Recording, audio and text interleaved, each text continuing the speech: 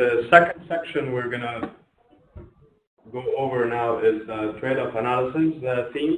And in this theme, we have 3 papers, and we'll start with the first one on the water.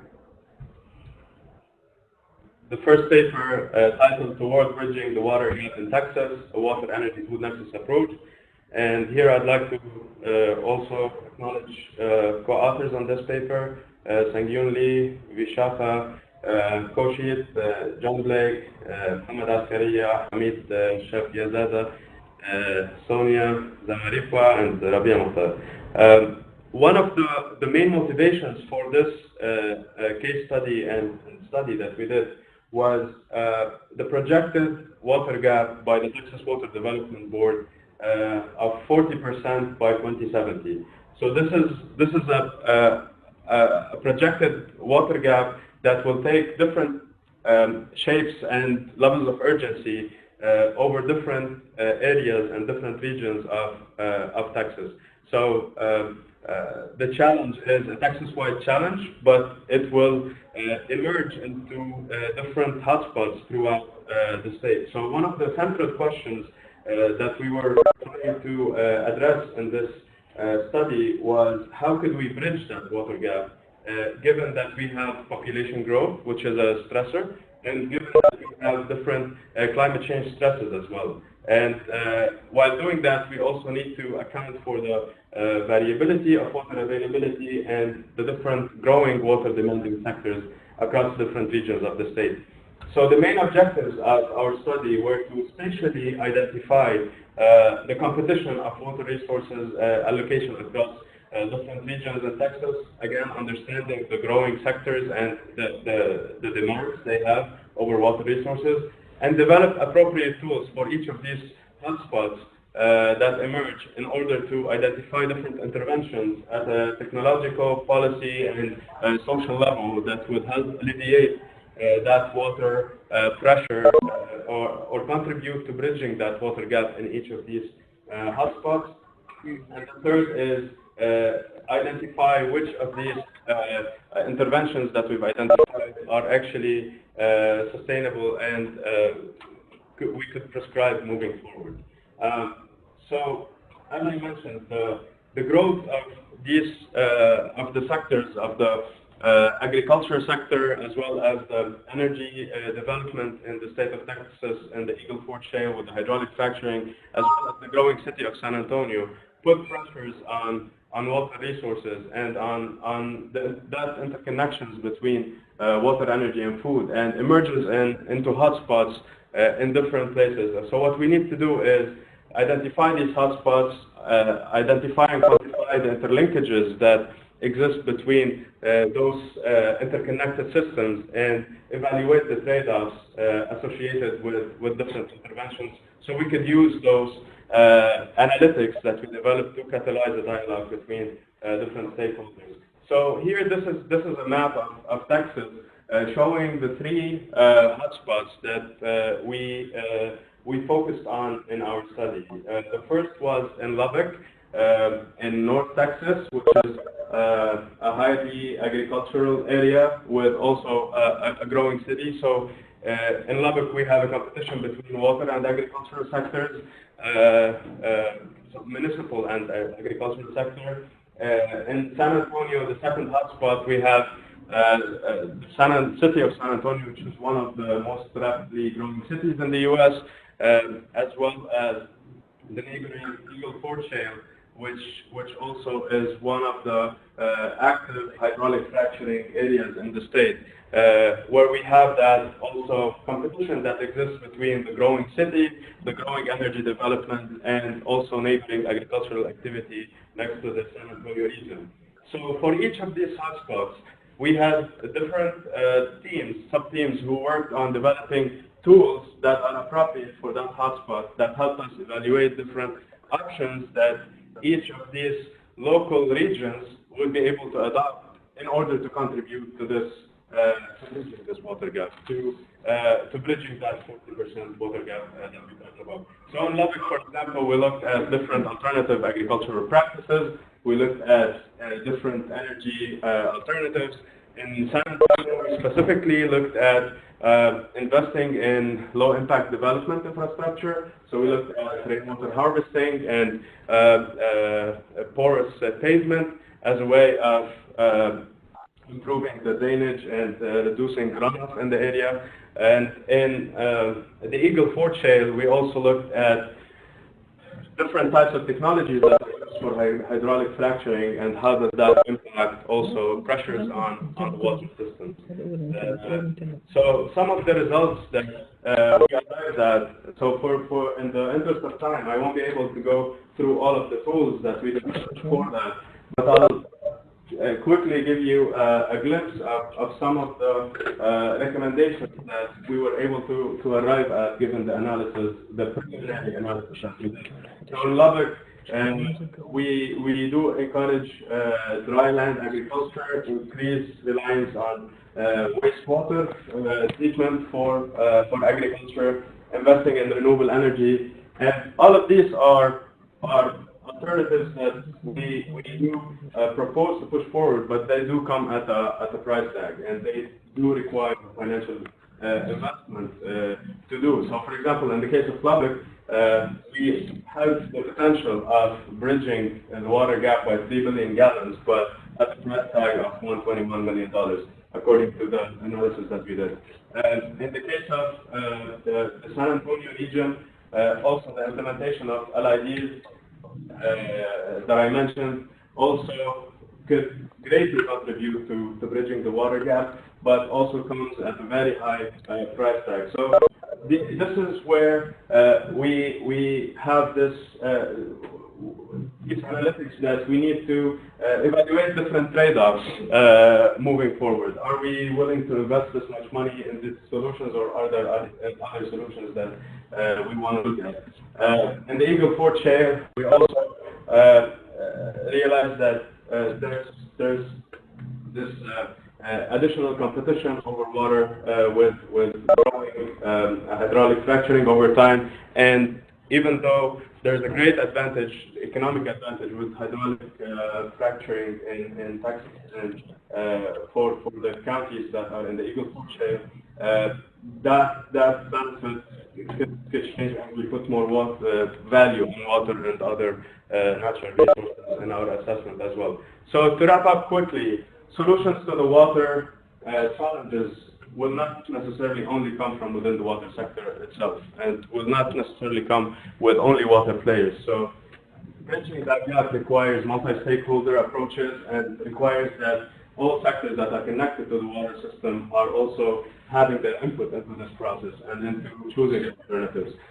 We need to account for the spatial and temporal distribution of resources because that also plays a big factor in what alternatives work and what does not.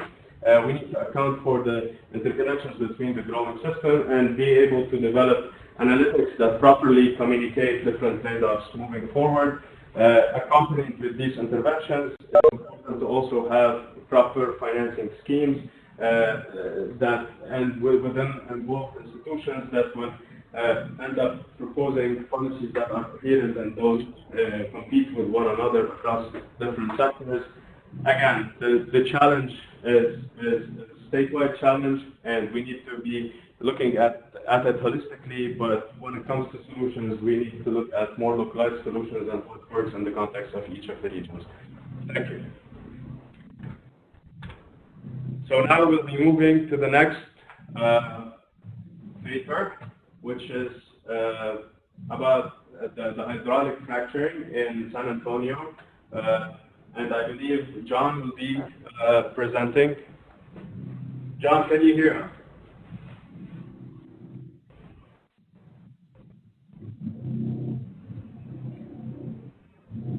Can everyone hear me? Yes. Hello. All right. Good to hear from you, John. You too, Dr. Motar. So yeah, I have the pleasure of presenting our paper titled Economic, Social, and Environmental Evaluation of Energy Development in the Eagle Ford Shale. Yeah, I'd like to set the background real quick in terms of we had 4 objectives that we wanted to look at when we began this study. We started off by wanting to get away from qualitative measurements and focus on how do we quantify the interrelations between the water, energy, and the transportation systems in the Eagle Ford Shale, which, if you're not familiar, it's in southern Texas, and it's one of the largest producing oil and gas shales in the nation. The second objective was to identify and quantify the consequences or the trackables that we could look at in terms of different scenarios of oil and gas production. We wanted to then develop a framework for the analysis, looking mostly at what consequences would it have for the economy and the society, and majorly how would the long-term sustainability of these sectors fare under these given scenarios. And lastly, we wanted to create an actual tool that someone could interact with and produce results based on either current conditions or projected conditions. So the method that we kind of took here was we had to identify what needs to go into this system in order to find what is the most sustainable scenario. And we found through research that there are two methods that can really drive this industry. One would be a price-based approach, where everything is connected to the market value of oil and gas. And then another approach would be to look at production. If either times are good or times are bad, or if there's something outside of the price that is driving the market, then you could just put in a percentage of change from the baseline condition in order to see what the changes in your output would be. And then the lateral length of your well and the amount of water you could actually reuse were the two major technologies that we found that had large impacts on this system. And so we found that there were 11 total outputs that are large triggers of showing the sustainability of a scenario. And we categorized these into three different trackables, one being environmental, social, and economic. Through this, we were able to produce a sort of index, a social, economic, environmental index, in which we could physically see the trade-offs that we're making. So if you're going to have a scenario that is very advantageous for the economy, you're going to have to make sacrifices in terms of environmental and social impacts.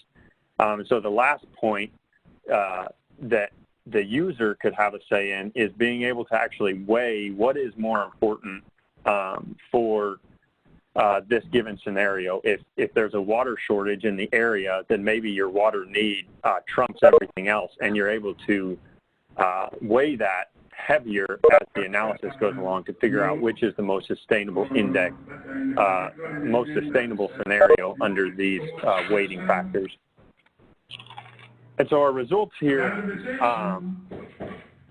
we took 5 example scenarios to get a better understanding of what drives the outputs here.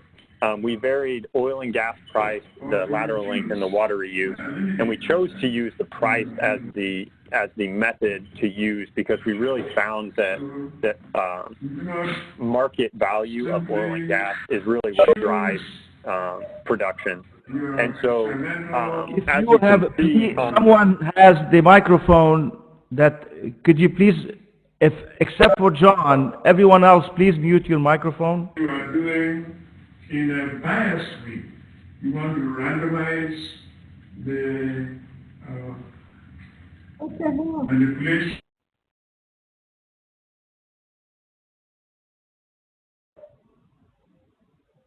Okay, now everyone is muted, and I'll give the microphone to John. Go ahead. Thank you, Basil. are we back? Yes, go ahead. Okay.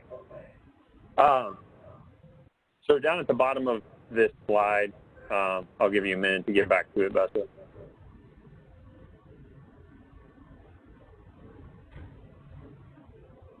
Perfect.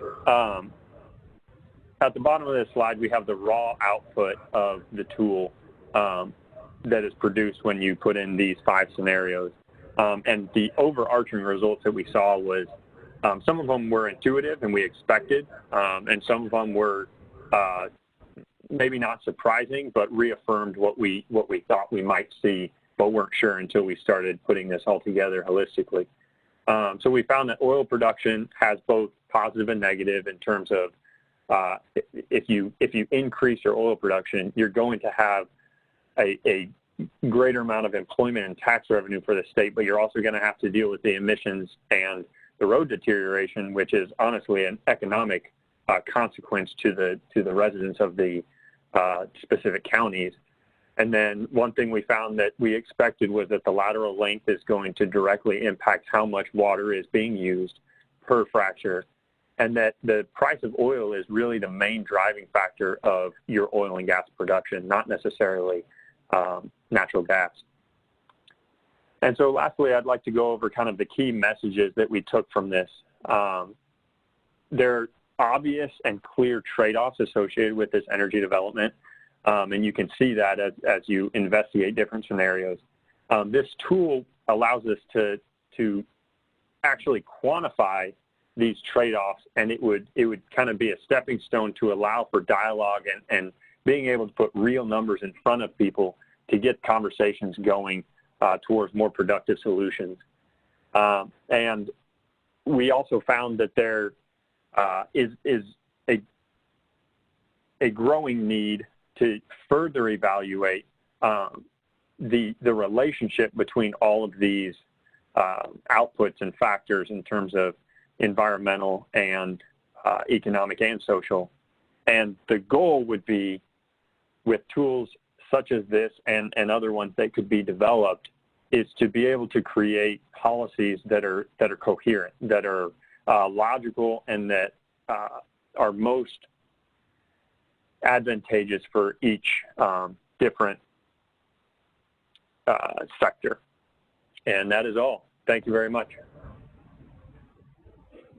Thank you, John. And now we'll move to Hamad Gulab. Hamad, are you online? Can you hear us? Got unmuted. Hamad? Basil, there's a chat from Muhammad that he's having audio difficulty. I'd rather him present, otherwise we can just go through his slides, but let's give him a chance.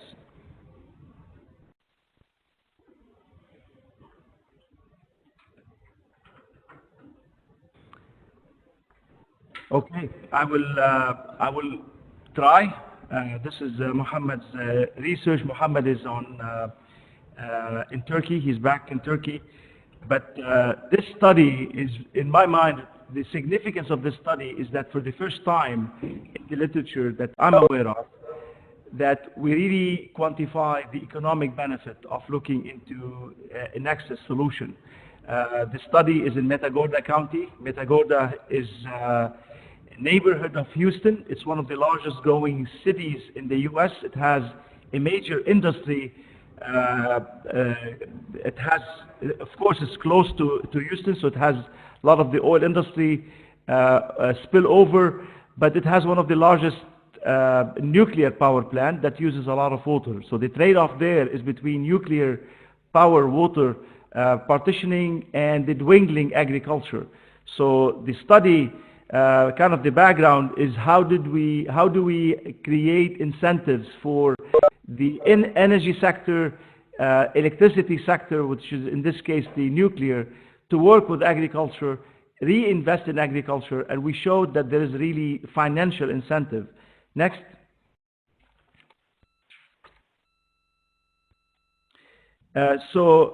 Muhammad led the development of a comprehensive tool that really ties all of the water, energy, food in that region, and he did an exhaustive list of relationships that really quantify these, as you can see here in the analytical tool.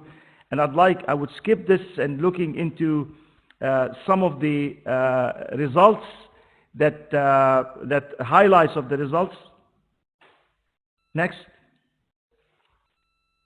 Really, the key elements of this study is that if you look at scenario 9, which seems to be the highest scenario in terms of the financial incentive while reducing the water footprint for the energy production, as well as including some of this water saving into reinvestment in agriculture, seems to be the most. So Mohammed did an exhaustive scenario building, and he did an optimization study. So the scenario 9, which seems to be the best sustainable scenario, is the one that has a conveyance structure system improvement, so investing in the infrastructure, and on-farm irrigation improvement, which increases the efficiency of water use on-farm, building new reservoir out of that saving that really reinvest again in agriculture, building water treatment for reuse, which is a significant element in that infrastructure that allows more water to be invested in, and looking at a solar farm. Other scenarios that seems to be also highlighted would be the scenario, which is again all of this best scenario out of the base scenario that is doing nothing. So the key message is there is an incentive. Today there was a discussion next door at the Metropolitan with a dialogue, say why would people want to really invest in the water and energy food nexus as a system? And really it's evident that there is a financial incentive. And the other incentive that we showed here is that also there is a resource saving incentive. So a nexus approach to managing these primary resources does save money. We also had a water and energy food nexus that are saved. It saves on the water demand. It reduces on the water footprint. Also, there is an environmental saving in reducing the carbon emission and the environmental flows. And we showed by number that really that scenario that has a system approach is superior in terms of the environmental, the social, and the economic. Sorry, Mohammed, you couldn't be with us. I hope you were hearing, and I wasn't prepared, but I hope that I did justice to your research.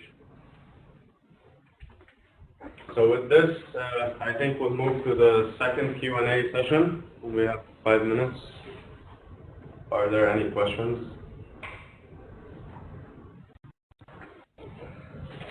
Basil, to my notes, we had Ahmed Mroui presenting now, correct? Or maybe I missed that. We are done with the 3 presentations in this section, and now we have a Q&A session. Okay. Yes. We'll start with the AUB crowd. Thank you. I think so far this has been a very convincing argument for using the water energy food nexus tools to do that. My question is, from the experience, and I'm expecting, if I understood correctly, that there were multiple stakeholders involved in doing the research, so it was not only the scientists doing it.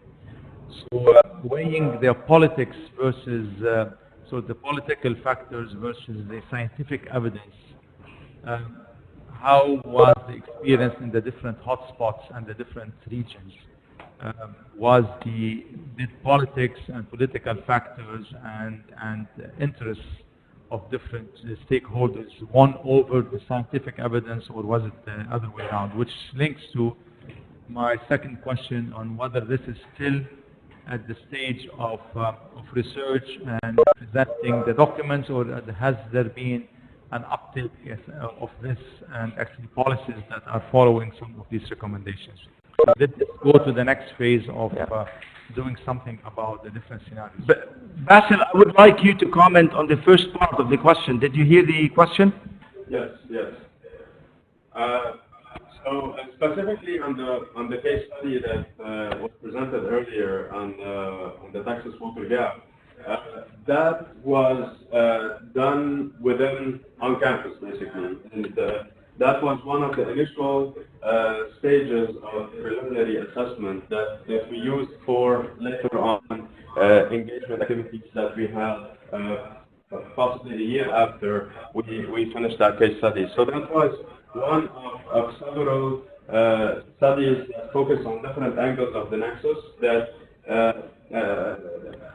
were the preliminary, that gave us a preliminary understanding of what are the hotspots, what are the issues that we want to focus on, and gave us some analytics that we could go with to the stakeholders and engage with later. And building on your question also on the different preferences and different interests between different players, whether in the energy, water, or food, definitely there is. Those resources do not exist in vacuum and are impacted by all of these preferences, and decisions that are made within these different resource systems are definitely impacted by that. And one of the studies that we'll not be able to show today, but we're currently working on, is looking at exactly what you asked about, looking at the convergence between what we have as academics were able to understand from the preliminary assessment that we had and the perspectives of the stakeholders on the ground. And that study is still ongoing, but we are finding so far a good level of convergence between what our guess of the issues were and what the interventions that could be possibly implemented in the issues are so far. Thank you, Basil. Just very briefly, Dean White mentioned something very, very critical, which is, have been any adoption to some of these policies? I think it's still too early. The jury is still out. There are a lot of appetite, though. There's a lot of appetite from policymakers at all levels, except for ours here. They're busy somewhere else. But there have been a lot of appetite on using a system approach to decision making. I think this has been, that the message has reached, but the discipline is still in its infancy. I think we can't expect to see evidence of adoption of technologies, adoption of policies, and I think we have the jury is still out, but I think the journey is on the right direction, engaging. One of the things that the Nexus has as a community has been very clear in engaging the stakeholders. I will give an example. The National Science Foundation in the U.S. had made it more of a mandatory for this specific program that they've created on Infuse innovations in the food, water, energy systems, mandatory to engage stakeholders for every project. And in fact, they are, unlike many other programs, they are engaging stakeholders early in the process. So I think we are on the right track, but it's still too early. Bassett, any quick questions from Texas? Do we have any questions here? Do we have any questions online, perhaps? I can't find any questions online, not at least in my small